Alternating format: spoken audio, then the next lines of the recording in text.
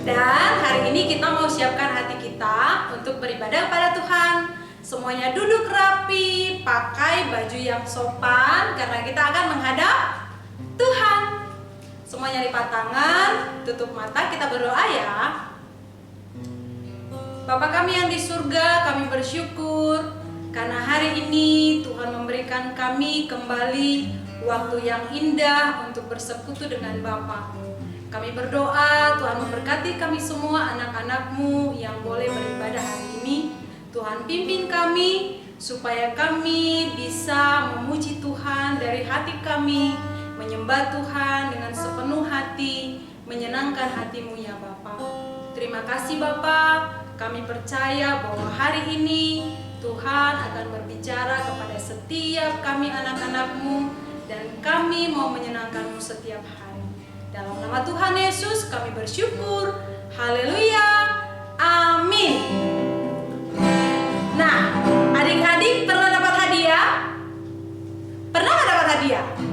Pasti semuanya pernah dapat hadiah ya. Entah kecil, entah besar, tetapi pasti pernah dapat hadiah. Apapun itu.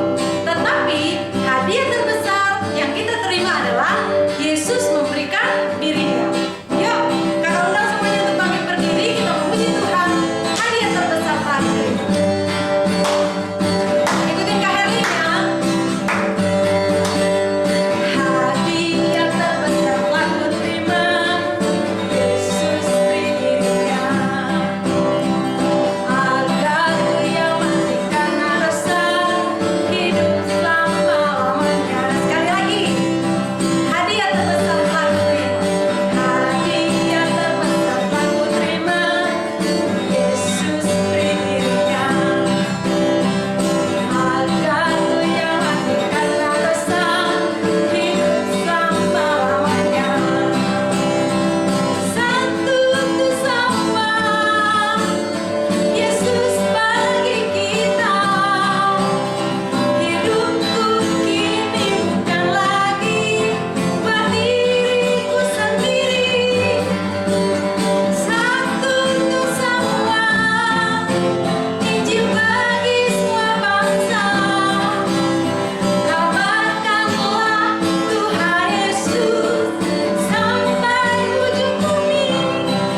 Sekali lagi ya, lebih girang lagi. Hadiah terbesar telah kuterima. Yesus beri dirinya. Agar ku yang mati karena dosa, hidup selama-lamanya. Satu untuk semua. Satu untuk semua. Yesus bagi kita.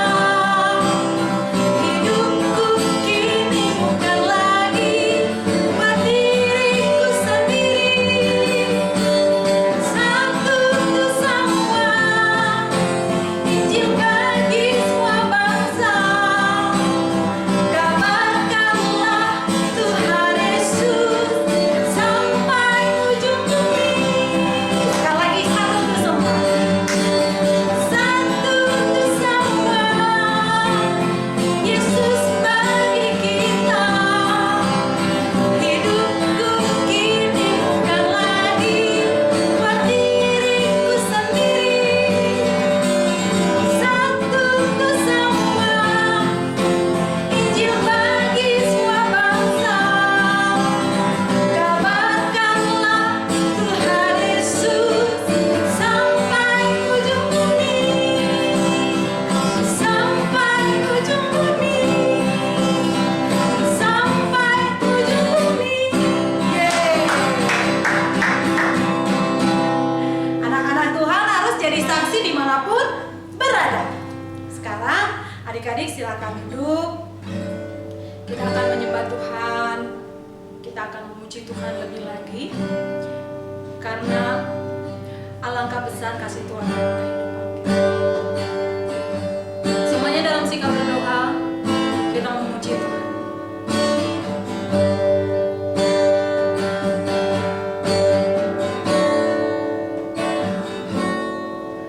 Oh Engkau dalam kekayaan, dan penuh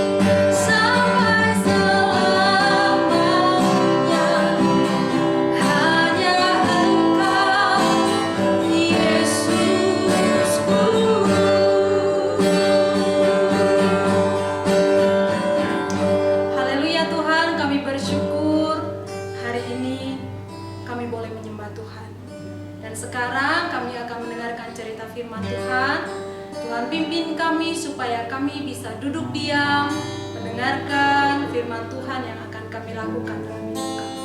Dalam nama Tuhan Yesus kami bersyukur. Haleluya. Amin.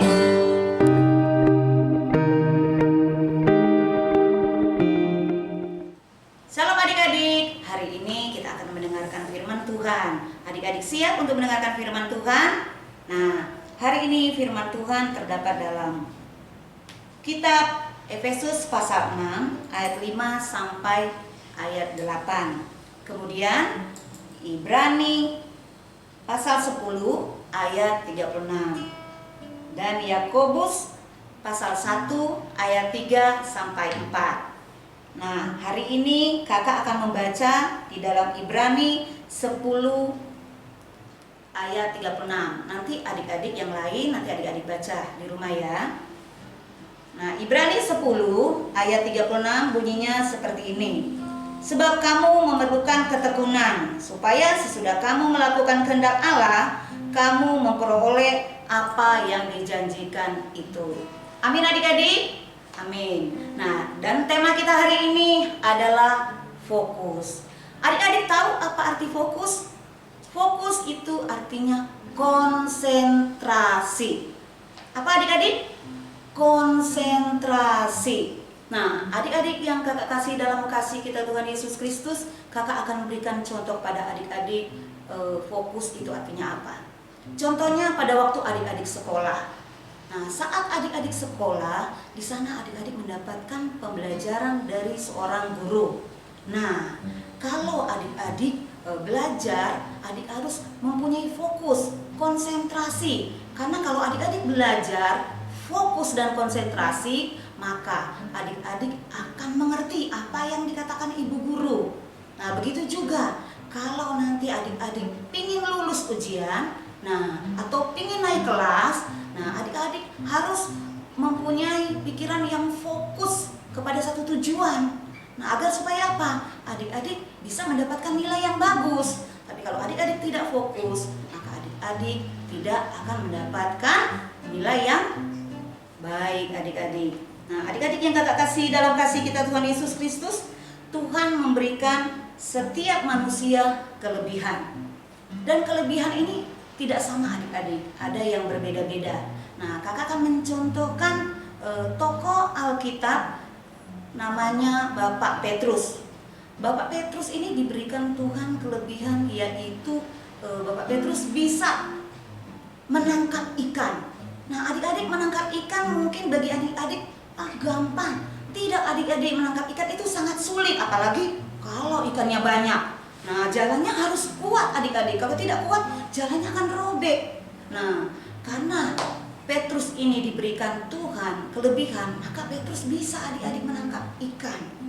Dan kemudian contoh yang kedua yaitu Bapak Lukas. Nah, Bapak Lukas ini adalah orang yang mengerti tentang obat-obatan.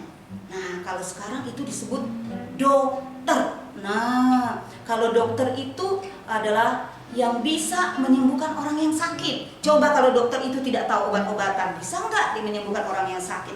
Tidak adik-adik. Jadi kelebihan yang diberikan ini benar-benar harus kita mengerti adik-adik.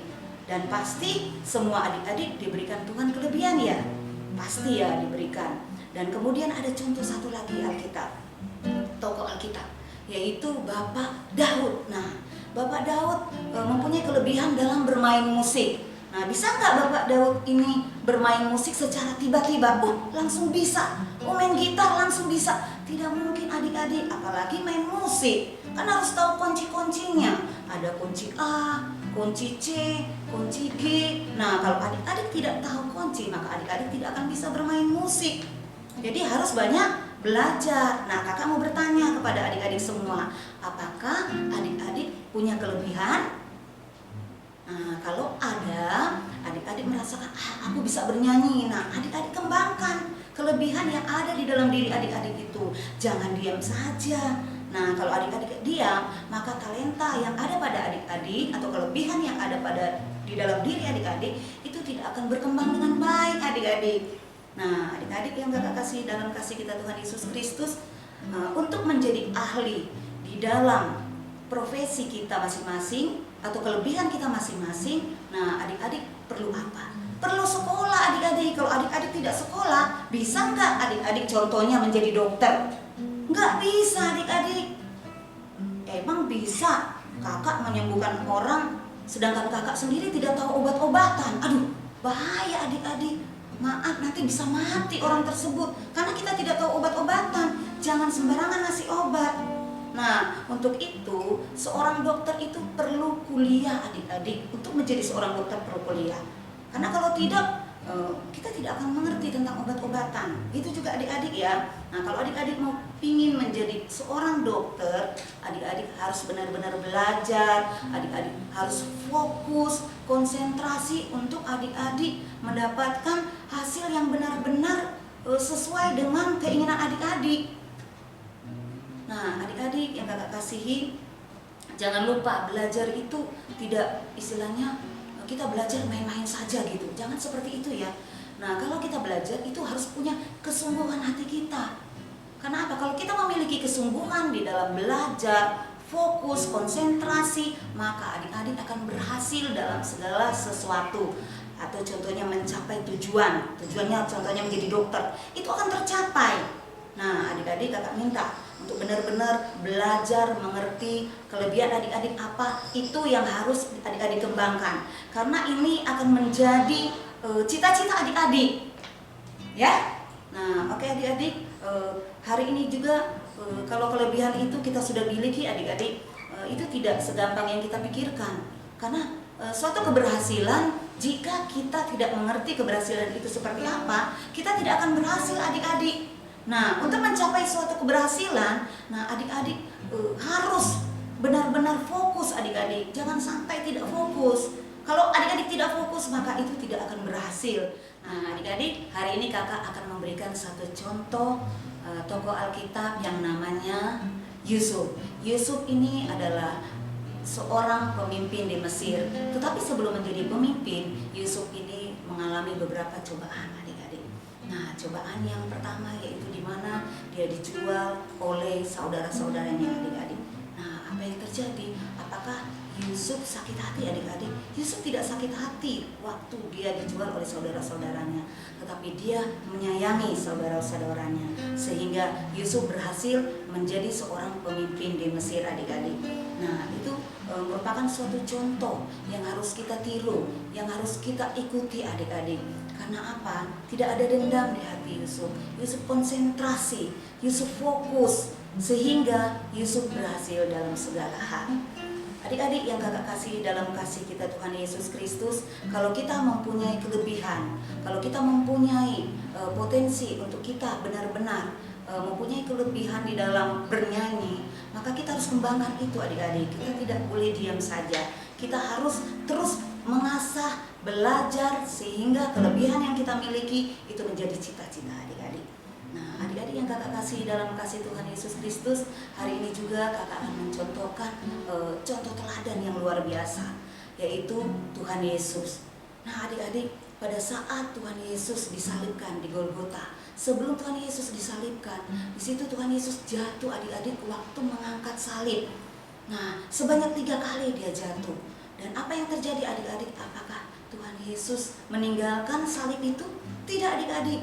Dia tetap fokus pada misi yang diberikan oleh Bapa. Dia mengangkat salib tersebut adik-adik. Dia mengangkat dan sampai berhasil adik-adik.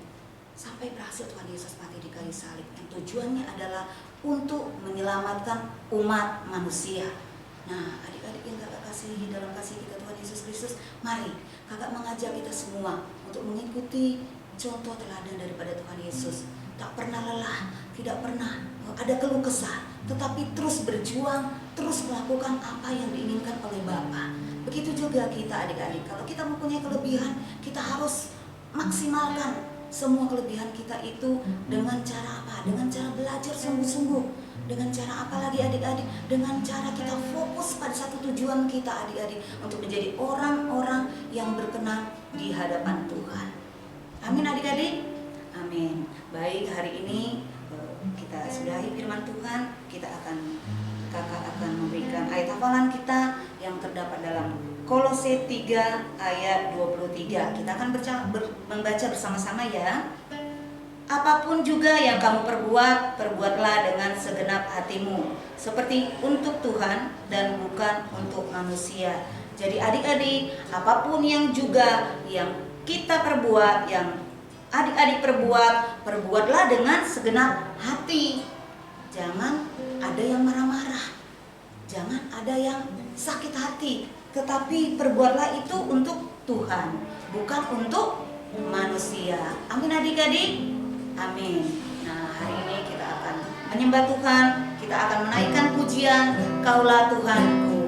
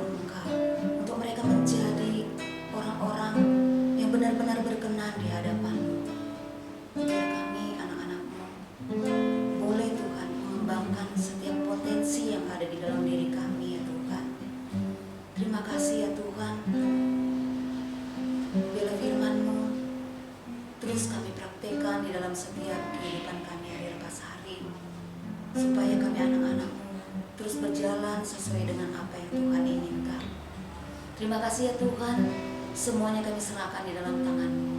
Hanya di dalam nama Tuhan Yesus Kristus yang adalah Tuhan dan Juru Selamat kami yang hidup, kami sudah berdoa dan mengucap syukur. Haleluya.